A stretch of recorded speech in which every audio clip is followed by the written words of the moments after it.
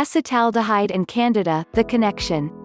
Have you ever noticed that the symptoms of a hangover are similar to those of a Candida overgrowth? Symptoms like brain fog, headaches, nausea, and fatigue are present in both alcohol-induced hangovers and Candida-related complex. For any readers still recovering from their 4th of July celebrations, now is a great time to look at the connection between these two conditions. The common factor that we see in both hangovers and Candida overgrowth is an organic chemical named acetaldehyde. It is actually all around us. There is acetaldehyde in polluted air, tobacco smoke, synthetic fragrances, and many of the foods we eat. However, the amounts that we get from environment exposure alone are pretty low. Acetaldehyde usually only becomes a problem during a Candida overgrowth or when we drink alcohol. Why does it matter if our levels of acetaldehyde become elevated? For starters, it is a known neurotoxin and possibly carcinogenic. But you're probably more familiar with the more immediate effects of acetaldehyde: headaches, fatigue, brain fog, and nausea. In today's article I'm going to examine how alcohol and Candida can both lead to higher levels of acetaldehyde, and look at what you can do to prevent this from happening. Alcohol and acetaldehyde. Higher levels of acetaldehyde are often caused by one of two things: alcohol metabolism and Candida overgrowth. Let's take a look at the alcohol first. The metabolism of alcohol is a multi-stage process that happens in your liver. First, the alcohol is oxidized into acetaldehyde by an enzyme named alcohol dehydrogenase.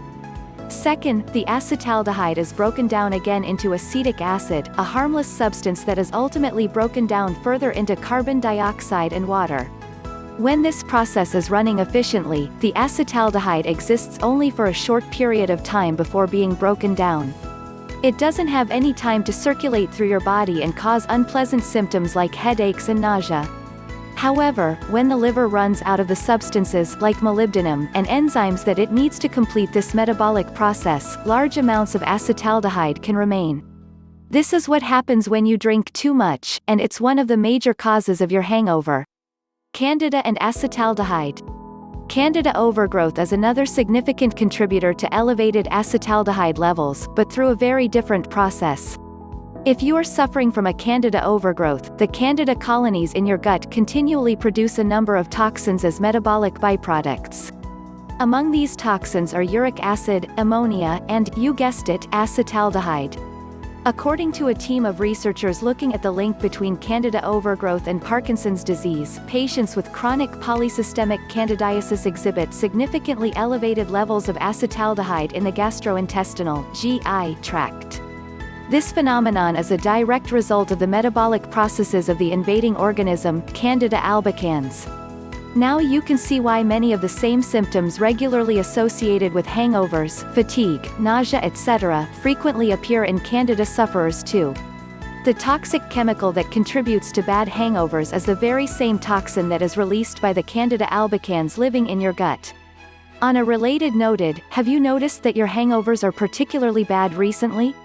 That could be a sign that your liver is overloaded and already coping with the acetaldehyde produced by a Candida overgrowth.